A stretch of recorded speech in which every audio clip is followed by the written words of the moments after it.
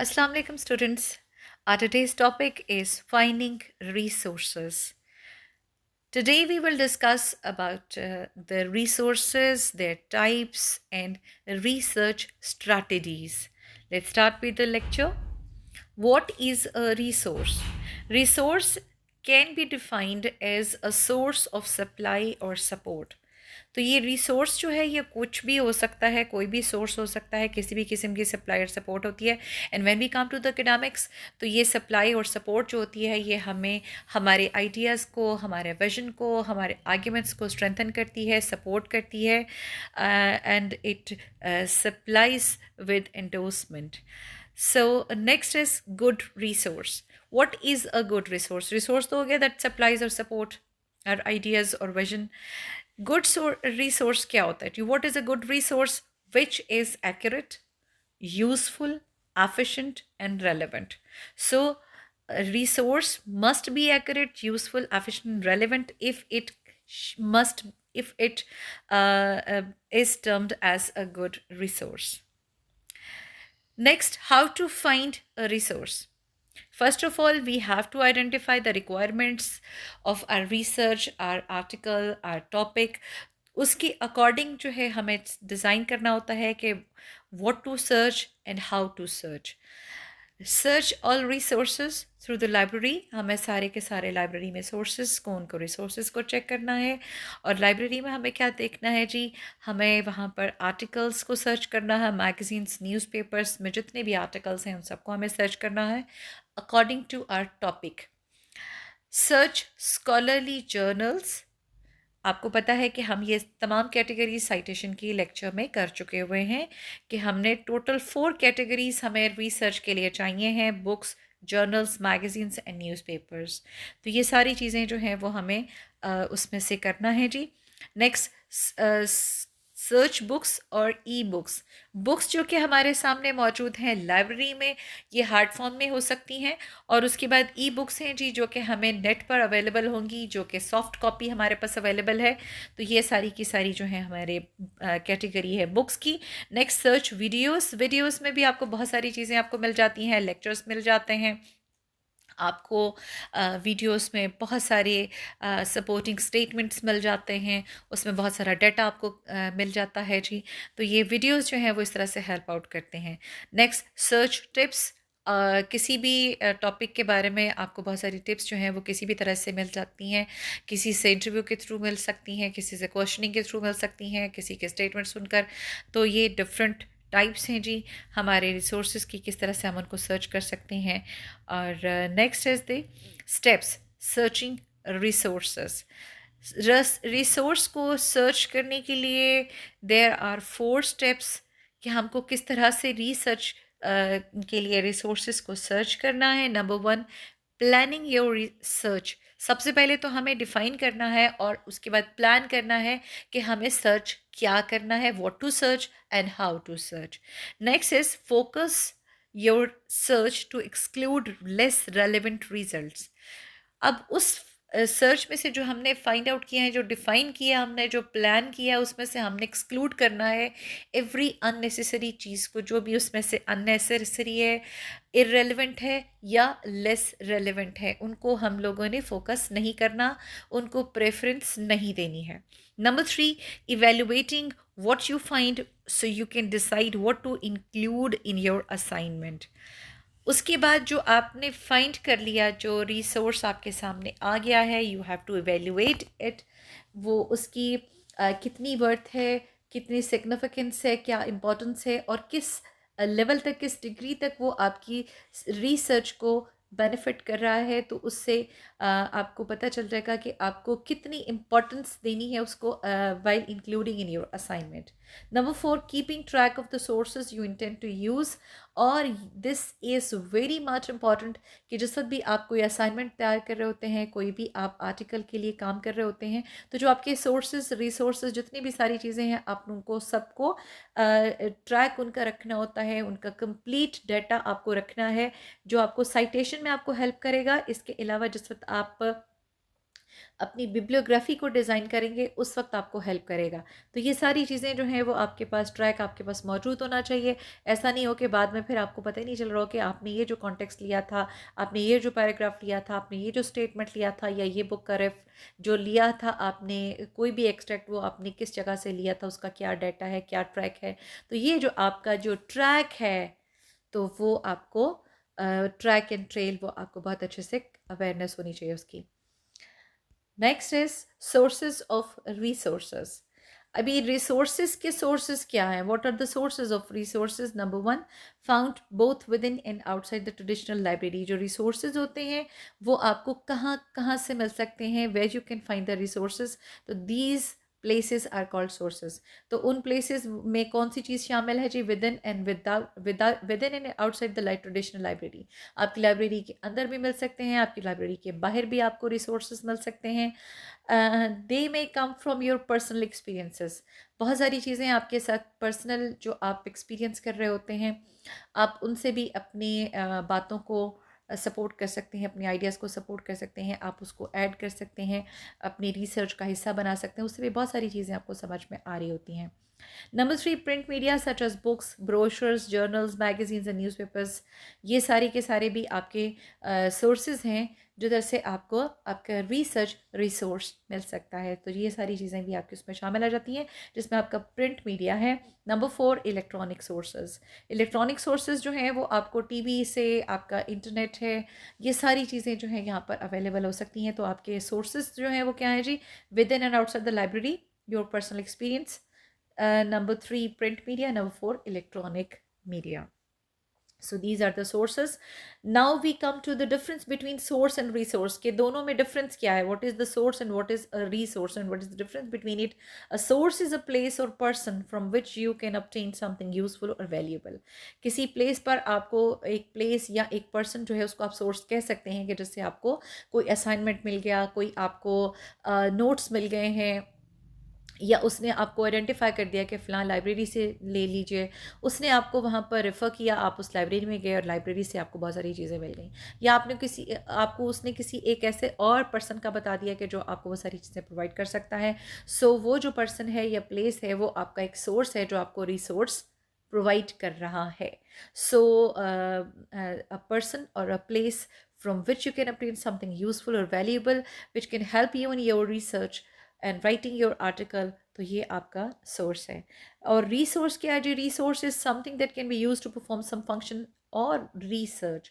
अब रिसर्च के लिए आपको जो चीज़ अवेलेबल है और जो चीज़ आपको हेल्प आउट कर रही है, दैट पर्टिकुलर आइटम जो है, वो ऑब्जेक्ट है, वो राइटिंग है, पीस ऑफ राइटिंग है, वो आपको किसी भी फॉर्म में मिल जाता है, that is a resource. Next is main types of sources. Sources की कितनी टाइप्स हो सकती हैं? जो सोर्स ऑफ इंफॉर्मेशन है या एविडेंस है, they can be categorised as primary sources, secondary sources, tertiary sources. Tertiary material हमने यहाँ पर लिखा, टर्शरी सोर्सेज भी हो सकते हैं जी।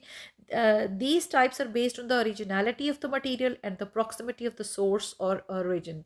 आपका जो आपको सोर्सेज या जो आपको मटेरियल अवेलेबल है, जो कंटेंट आपको मिला है, उसकी ओरिजिनलिटी कितनी है, उसके सिग्निफिकेंस उस पर डिपेंड करता है कि वो कितना ज़्यादा वैल्यूबल है, उसकी ओरिजिनलिटी कितनी है, कितने परसेंट प्योर है, वो उसकी प्योरिटी पर डिपेंड करेगा। उसका सोर्स का टाइप होना, कि वो उसको आप प्राइमरी सोर्स में रखेंगे, सेकेंडरी में रखेंगे, टर्शरी में रखेंगे, उसकी ओरिजिनलिटी पर डिपेंड करेगा, उसकी प्रॉक्सिमिटी पर डिपेंड करेगा। तो जितना वो क्लोज होगा टू इट्स ओरिजिन, तो उतना ही आप उसको अपर कैटेगरी में रखेंगे। इसको हम डिफाइन कैसे करेंगे इन सोर्सेस को? Primary sources are original works, यानी ये क्लोज टू ओरिजिन है, 100% ओरिजिनल हैं, इनको हम प्राइमरी सोर्सेस कहेंगे। Number two, secondary sources are analysis of these original works. अब जो ओरिजिनल वर्क्स हैं उनको एनालाइज करके, उनको इवेल्युएट करके, उनकी डिस्कशन, उनकी इंटरप्रिटेशन, ये सारी चीज़ें आ जाती हैं सेकेंडरी सोर्सेज में। Next is tertiary source. Tertiary sources are collections of secondary source information. अब जो सेकेंडरी सोर्स है उसकी फर्दर एनालिसिस, उसका फर्दर उसका इंटरप्रिटेशन, उसका फर्दर डेमोन्स्ट्रेशन, उसका इलस्ट्रेशन, वो सब चीज़ें जो हैं वो उसकी कलेक्शन जो हैं वो they come under tertiary sources. Next primary sources, इसको हम डिफाइन करेंगे कि किस चीज़ को हम प्राइमरी सोर्स कह सकते हैं। Number one, original document. अब वो ओरिजिनल डॉक्यूमेंट को हम किस तरह से डिफाइन कर सकते हैं? It may come in many forms. अब वो किस तरह से हो सकती हैं? For example, in an English paper, a poem, a play, a novel, a story, जो भी चीज़ अपनी ओरिजिनल फॉर्म में मौजूद है, that is the primary source. And when we come to history paper, a historical document, and it may be found in the form of a letter, a journal, a map, the transcription of a news broadcast, or the original results of a study conducted during the time period under review. आपको पता है कि history का और political science के इतने जिनके भी जो भी आर्टिकल्स लिखे जाते हैं, दीज आर रिव्यू आर्टिकल्स। तो ये सारे जो इसमें जो भी आपको चीज़ें मिल रही हैं, डॉक्यूमेंट्स मिल रहे हैं, they can be termed as primary sources in a history paper. Secondary sources, once again, books and articles that analyse primary sources, उनको इंटरप्रेट कर रहे होते हैं, उनको एनालाइज कर रहे होते हैं, वो बुक्स और articles they can be termed as secondary sources, and they are very significant because they provide other scholars perspectives on primary sources. कि ना सिर्फ आपको प्राइमरी सोर्स आपको मिल जाता है, बल्कि उसमें ये भी होता है कि दूसरे जो स्कॉलर्स हैं उनका भी आपके पास व्यू पॉइंट आ जाता है, उनका क्या विजन है, उनका उसके बारे में क्या लॉजिक है, क्या आर्ग्यूमेंट है, वो सारी चीज़ें भी आपके पास आ जाती हैं। लेकिन इसमें जब हम एथिकल कंसिडरेशन में आते हैं तो हमें ये चीज़ बहुत क्लियरली पता होनी चाहिए कि जो भी चीज़ हम कोट कर रहे हैं, if it is coming from primary source, तो हमें उसको प्राइमरी सोर्स के तौर पर लिखना है। But if we are consulting some secondary और टर्शरी सोर्स, तो हमें बिल्कुल उसी तरह से उसको वहाँ पर एक्सप्लेन करना होता है कि this is a secondary source और अ टर्शरी सोर्स। तो ये चीज़ें जो हैं वो उसकी ओरिजिनलिटी डेफिनेटली उसकी सिग्निफिकेंस पर उसमें काफ़ी मैटर करता है। सो एथिकली जो है हमें ये चीज़ें पॉइंट आउट करना होती हैं। Next are scholarly sources.